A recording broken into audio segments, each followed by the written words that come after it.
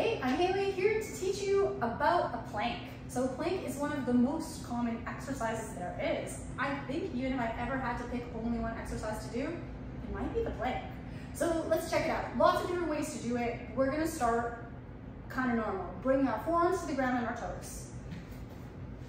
So I'm pushing my forearms into the ground. I'm drawing my abdominals in towards my spine. I'm squeezing my glutes.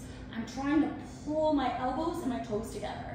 This way, if I do it like that, I feel a really good rectus abdominis, my abdominals. I feel them engaging. I feel my serratus turn on. I feel my glutes. I feel my quads. I feel pretty much everything. If you want to take it down a notch, if this is a little bit hard or you feel any discomfort in your low back, a little bit easier. Knees to the ground, so not as hard, right? Less weight than I'm holding up. You can try it both ways, see which one works best for you. No, the world record, I believe, is over 5 hours, but we're not gonna do that.